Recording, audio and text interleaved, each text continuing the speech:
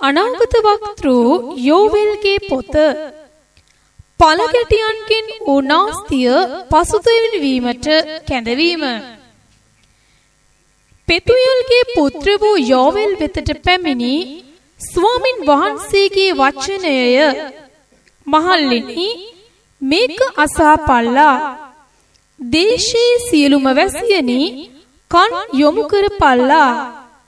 නුඹලාගේ දවස්වල හෝ නුඹලාගේ පියවරුන්ගේ දවස්වල හෝ මෙබඳු දෙයක් සිද්ධ වීද? නුඹලාගේ දරුවන්ට ඒ ගැන කියා දීපල්ලා. නුඹලාගේ දරුවෝ තමුන්ගේ දරුවන්ටත් ඔවුන්ගේ දරුවෝ තවත් පරම්පරාවකටත් කියා දෙත්වා. පළගැටි පණුවන් ඉතිරි කළ ඒවා පළගැටියෝ කෑවෝය. පළගැටියන් ඉතිරි කළ ඒවා කෙඳි පළගැටියෝ කෑවෝය. කෙඳි පළගැටියන් ඉතිරි කළ ඒවා කපන පළගැටියෝ කෑවෝය. සුරා සොඩුනි පිබිද අඬාපල්ලා. මුත්‍රික පානය බොන සියල්ලෙනි මිදියුස නුඹලාගේ මුඛවලින් පහවුණු නිසා ඒ ගැන කෑමොර ගසා පල්ලා.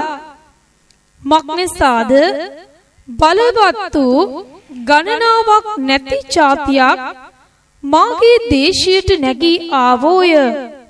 උන්ගේ දත් සිංහ දත්ය. සිංහ දේනුවකගේ දල දත්ත උන්ට තිබේ. උන් මාගේ මිදිවැල පාලු කොට මාගේ අත්තික්කා ගහ කඩා දමා එහි පොතු ගලවා හෙලා දැමුවෝය. එහි අතුද සුදු වී තිබේ. තරුණ වයසේ පුරුෂයා නිසා ගෝණිරෙදි ඇද සිටින කන්‍යාවක් මෙන් වැළපියන්න. ආහාර පූජාවද පාන පූජාවද ස්වාමින් වහන්සේගේ ගෘහයෙන් පහව ගියේය. ස්වාමින් වහන්සේගේ මෙහෙකරු වූ පූජකයෝ වැළපෙන්නෝය.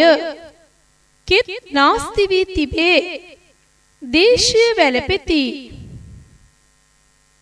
මක්නිසාද ගොයම් නාස්ති වී මිදියුස සිඳී තෙල් හීන වී තිබේ. ගොවියනි තිරිඟු සහ යව ගැන ලැජ්ජා වෙයල්ලා. මිදිවතු කාර්යනි කෑමුරු ගසා පල්ලා. මක්නිසාද කෙතේ අස්වැන්න නාස්ති විය. මිදිවැල වියලි අත්තික්කා ගස මැලවී දෙලුම් ගසද තල් ගසද ජම්බු ගසද යනාදී වූ කෙතේ සියලුම ගස් වියලී තිබේ. මක්නිසාද මනුෂ්‍ය පුත්‍රයන්ගේ ප්‍රීතිය පහව ගියේය. පූජකයනි ගෝණිරෙදි උතාගෙන විලාප කියාපල්ලා. පූජාසනයේ සේවකයනි කෑමොරු ගසා පල්ලා. මාගේ දෙවියන් වහන්සේගේ සේවකයනි ඇවිත් ගෝණිරෙදි පෙරවාගෙන මුළු රාත්‍රියෙහි වැතිර ඉඳිල්ලා. මක්නිසාද ආහාර පූජාවද පාන පූජාවද නුඹලාගේ දෙවියන් වහන්සේගේ ගෘහයට නොපැමිණෙන්නේය. ශුද්ධ වූ උපවාසයක්ද රැස්වීමක්ද ප්‍රසිද්ධ කර නුඹලාගේ දෙවි වූ ස්වාමින් වහන්සේගේ ගෘහයට වැඩිමහල්ලන්ද දේශයේ සියලුම වැසියන්ද රැස් කර ස්වාමින් වහන්සේට මොර ගසා පල්ලා. අහෝ ඒ දවසේ හැටි. මක්නිසාද ස්වාමින් වහන්සේගේ දවස ලන්ව තිබේ. ඒක සර්ව පරාක්‍රමයන්න් වහන්සේ එවන විනාශයක් මෙන් පැමිණෙන්නේය. අපේ ඇස් ඉදිරියෙහිම කෑමක් අපේ දෙවියන් වහන්සේගේ ගෘහයෙන් ප්‍රීති සන්තෝෂයත් පහව ගියා නොවේද? බීජ ඒවායේ පිඩල යට දිරා යයි. අටු පාළු වී ගබඩා කඩා වැටී තිබේ. මක්නිසාද? ගොයම වියලී තිබේ. සිව්පාවුන් කෙඳිරි ගාන හැටි. ගව රැළවලට තෘණ නැති නිසා උන් කැළඹී ඇවිදිති. එසේය බැටළු රැළවලුත් නාස්ති උනේය. ස්වාමින් වහන්සේ ඔබට යාඥා කරමි. මක්නිසාද? කාන්තාරයේ ගොදුරු බිම් ගින්නෙන් නාස්ති වී ගියේය. කෙතේ සියලු ගස්ත ගිනි දැල්ලට දහලා ගියේය. වනයේ මුර්ගයෝ පවා ඔබ වහන්සේ දෙස බලා හති දමති. මක්නිසාද? වතුර ඔයවල් හිඳී ගියේය.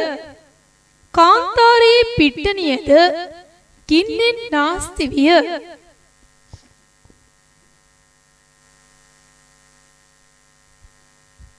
දෙවන පරිච්ඡේදය භයානක පළගැටි සමුදාව.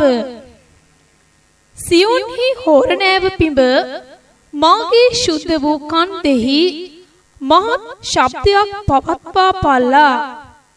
දේශයේ සියලුම වැසියෝ වෙවුලත්වා. මක්නිසාද? ස්වාමින් වහන්සේගේ දවස පැමිණෙයි. ඒක ලන්ව තිබේ. ඒක අඳුරු වූ කළුවර වූ දවසක්ය.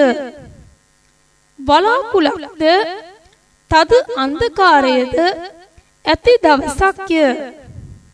කඳු පිට අලුයම් එළිය පැතිර යන්නාක් මෙන් මහත් වූ බලවත් වූ සෙනගක් එන්නේය. ඒ ආකාර සෙනගක් කවදාවත් සිටියේ නැත. ඉන්පසු බොහෝ පරම්පරාවල අවුරුදු දක්වාම එසේ සිටින්නෙත් නැත. උන්ට පෙරටුවෙන් ගින්නක් නාස්ති කරන්නේය. උන්ට පස්සෙන් ගිනි දැල්ලක් ඇවිලෙන්නේය. උන්ට පෙරටුවෙන් දේශය ඒදන් වියන මෙන් තිබේ. උන්ට පස්සෙන් පාළු කාන්තාරයක් වන්නේය. උන්ගෙන් කිසිවක් නොගැලවුණේය. උන්ගේ පෙනීම අසුන්ගේ පෙනීම මෙන්ය. උන් අසරුවන් මෙන් දුවති.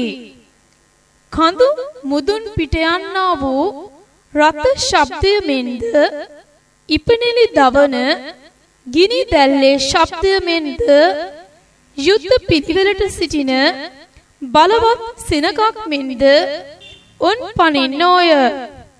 උන් එදිරියෙහි ජනයෝ වෙවුලති. සියලු මුහුණු සුදු මැලි වී තිබේ. උන් බලවතුන් මෙන් දුවති. යුද්ධ කාර්යයන් මෙන් පවුරට නගිති. උන් තමුන්ගේ මාවත් වලින් අහක් නොවී එක එකා තම තමාගේ මාර්ගයෙන්ම යන්නෝය. උන් එකිනෙකා නොහැපි තම තමාගේ පාරවලම යන්නෝය. උන් යුද්ධායුධ අතරේ වැටුණත් තුවාල වන්නේ නැත. උන් නුවර එහා මෙහා දුවති. පවුර පිට නැගී යති. ගෙවල් වලට නගිති. සොරෙකු මෙන් කවුළු වලින් ඇතුල් වෙති. උන් ඉදිරියේහි පොළව වෙවුලන්නේය. අහස සෙලවෙන්නේය. ඉර හඳ අඳුරු වන්නේය. තාරකා දිලිහීම නවතින්නේය. ස්වාමින් වහන්සේ තමන්ගේ සේනාවට පෙරටුවෙන් ස්වකීය හඬ පවත්වන සේක. මක්නිසාද? උන්වහන්සේගේ සමුදාව ඉතා මහත්ය. උන්වහන්සේ තමන් වචන ඉෂ්ට කරමින් බලවත්ව සිටින සේක. එසේය ස්වාමින් වහන්සේගේ දවස මහත්ව ඉතා භයංකාරව තිබේ. එය දරන්ට කාට පුළුවන්ද? පසුතැවිලිව යටත් වීමට ආරාධනාව. ඒ දැන්මත් නුඹලාගේ මුළු සිතින්ද निराहारව සිටීමෙන්ද ඇඬීමෙන්ද වැළපීමෙන්ද මා වෙතට හැරියල්ලා යයි ස්වාමින් වහන්සේ කියනසේක. එසේය නුඹලාගේ වස්ත්‍ර නොව නුඹලාගේ සිත් ඉරාගෙන නුඹලාගේ දෙවි වූ ස්වාමින් වහන්සේ වෙතට හැරියල්ලා.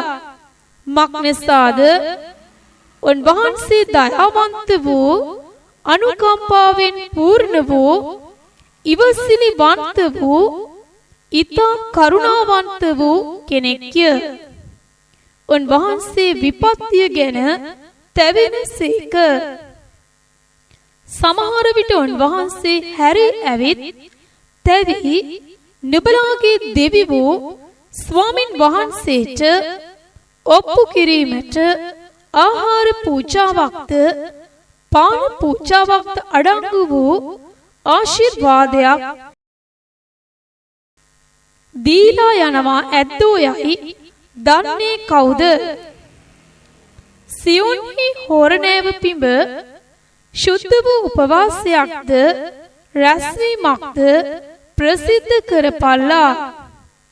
සෙනග රැස් කර ශුද්ධ වූ සභාවක් පවත්වා පල්ලා.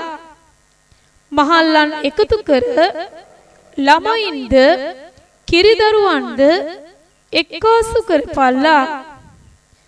මනමාලයා තමාගේ ගෙයින්ද මනමාලී ඇගේ ඇතුල් ගෙයින්ද පිටතට එත්වා ස්වාමින් වහන්සේගේ සේවක වූ පූජකයෝ වාර මණ්ඩපය සහ පූජාසනය අතරෙහි සිට හඬමින් ස්වාමින් වහන්සේ ඔබගේ සෙනගට කරුණා කළ මැනව. ඔවුන් කෙරෙහි ජාතීන් විසින් ආණ්ඩු කරන හැටියට ඔබගේ උරුමය නින්දාවට පාවා නුතුන මැනව. ඔවුන්ගේ දෙවියන් වහන්සේ කොතනදැයි ජනයන් අතරේ මක්නිසා කියනු ලබන්නේ දැයි කියත්වා. ප්‍රීතිදායක සමෘද්ධියක් හා පුදුම දේවාත්ම වැගිරීමක් පොරොන්දු වීම. එකල ස්වාමින් වහන්සේ තමන්ගේ දේශය ගැන චොරිත වී තමන්ගේ සෙනගට අනුකම්පා කළසේක.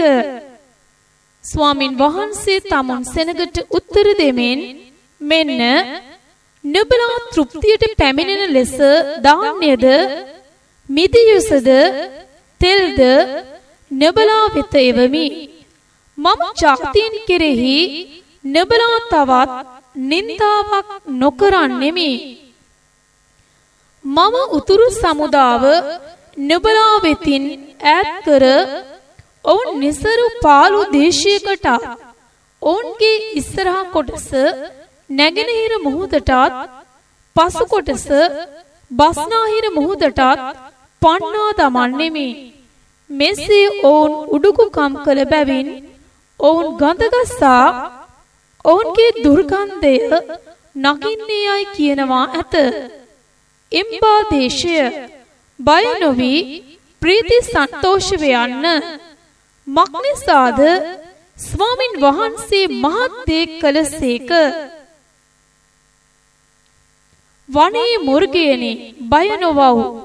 මක්නිසාද කාන්තාරයේ ගොදුරු බිම්වල තෘණ හටගනී. ගස්ද පල දෙයි. අත්තික්කා ගසද මිදි වැලද ඒවායේ ස්වරසය දෙති.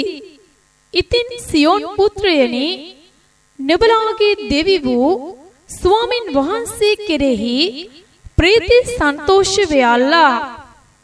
මක්නිසාද උන්වහන්සේ නුඹලාට පළමුවෙනි වර්ෂාව නිසි තරමට දුන්සේක.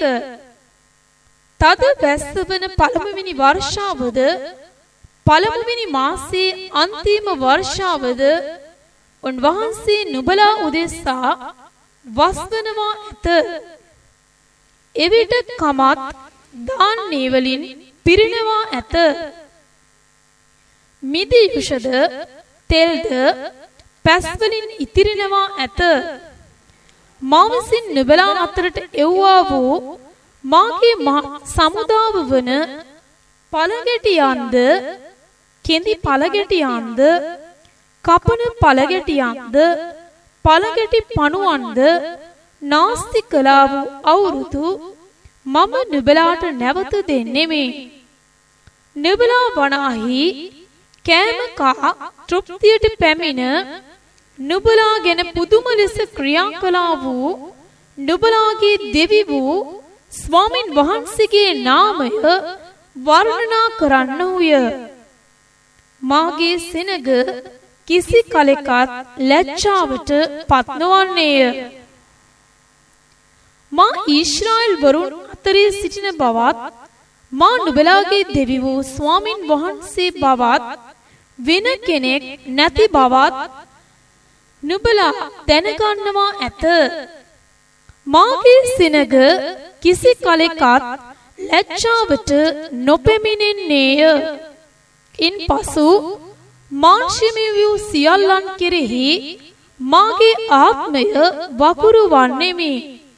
නුඹලාගේ පුත්‍රයෝද දූවරුද අනාගත වාක්‍ය කියන්නෝය. නුඹලාගේ මහල්ලෝ ස්වප්න දකින්නෝය.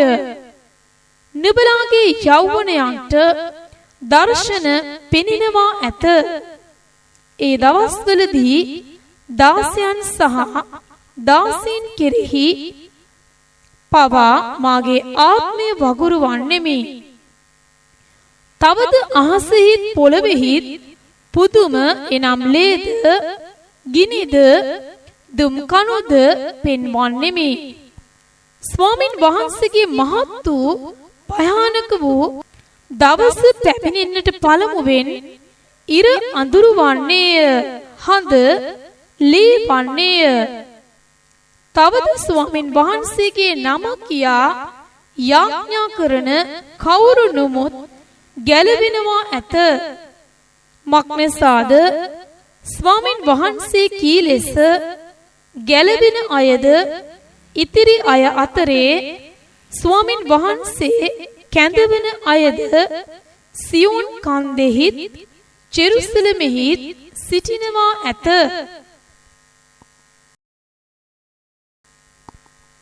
තුන්වන පරිච්ඡේදය. ඊශ්‍රායෙල්ට අනතුරු කළ ජාතීන් කෙරෙහි විනිශ්චය. ඊශ්‍රායෙල්ගේ මතු තේජස. එසේය මා විසින් යුදාගේද ජෙරුසලමේදී වහල්කම පහ කරන ඒ දවස්වලදී ඒ කාලෙහිදී මම සියලු ජාතීන් රැස් කොට යෙහෝෂාපාත් මිටියාවතට පමුණුවා එහි මාගේ සෙනගද මාගේ උරුමය වූ ඊශ්‍රායෙල්ද ගැන ඔවුන් සමග විනිශ්චයට පැමිණෙන්නෙමි. මක්නිසාද ඔවුහු මොවුන් ජාතීන් අතරට විසිරුවා මාගේ දේශය බෙදාගත්තෝය. ඔවුහු මාගේ සෙනග ගැන පසයට දමා පිරිමි ළමයෙකු වෛශ්‍යාවක් නිසා පාවා දුන්නෝය. ගෑනු ළමයෙකු මුත්‍රික පානය බොන පිණිස වික්කෝය. ඇරත් තීර් සහ ශීදොන්ද පිරිසියේ සියලු පළාත්වලද යන නුඹලා මට මොකක්ද? නුඹලා මහ පිටට ප්‍රතිඵල පමුණුවන්නෝද? එසේ මා පිටට පැමිණෙව්වොත් කඩිනමින්ම නුඹලාගේ ප්‍රතිඵල නුඹලාගේ හිස් පිටට වහාම හරවන්නෙමි. නුඹලා මාගේ රන් රිදී අරගෙන ගොස් මාගේ හොඳ වූ ප්‍රිය වූ දේවල් නුඹලාගේ මාලිගාවල තැබුවහුය.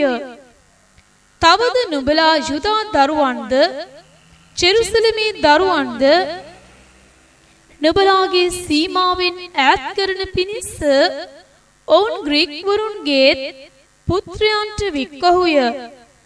ඉතින් ඔවුන් විකුණ ඇරියොත් ස්ථානයෙන් මම ඔවුන් නැගිටුවා නුඹලාගේ ක්‍රියාව නුඹලාගේ හිස් පිටට හරවා නුඹලාගේ පුත්‍රයන්ද දූවරුන්ද යුදා පුත්‍රයන් අතට විකුණුවන්නෙමි.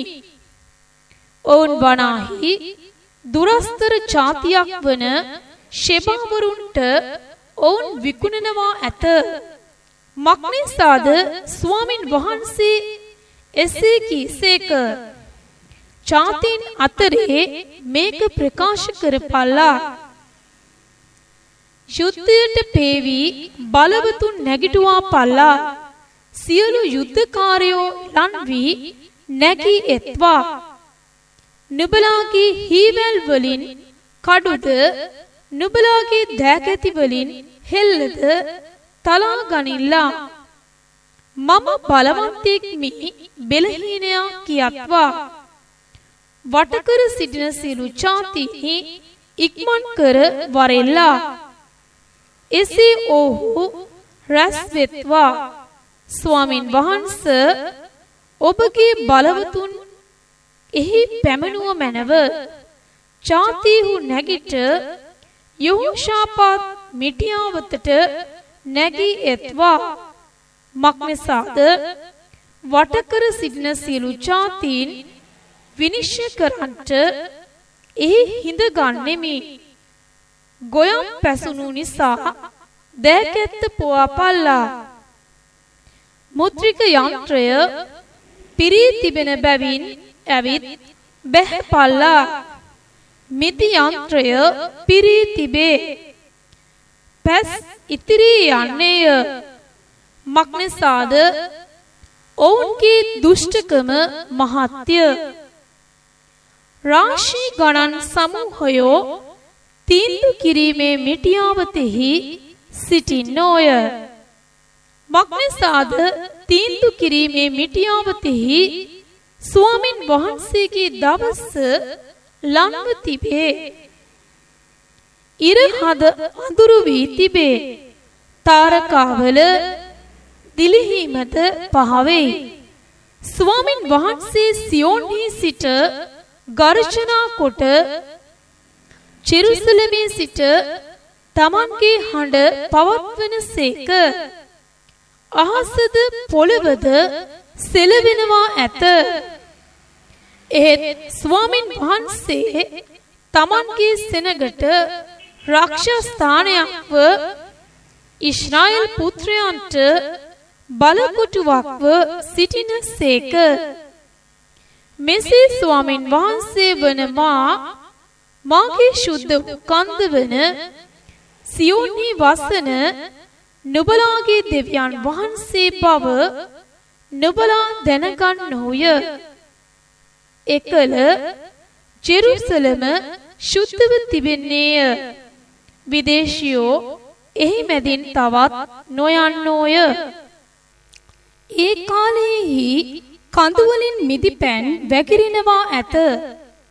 හෙල්වලින් කිරි ගලනවා ඇත. යුදාහි සියලු ඔයවල වතුර ගලා යනවා ඇත. ස්වාමින් වහන්සේගේ ගෘහයෙන් උල්පතක් නික්ම ශිට්ටිම් මිටියාවතට වතුර දෙනවා ඇත.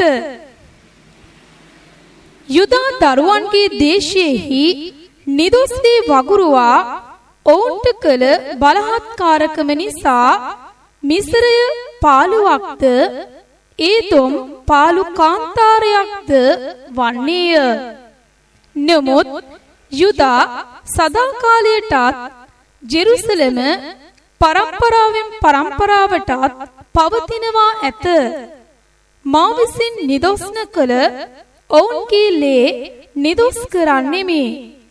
ස්වාමින් වහන්සේද සියෝන්හි වාසය කරනවා ඇත. ආමෙන්.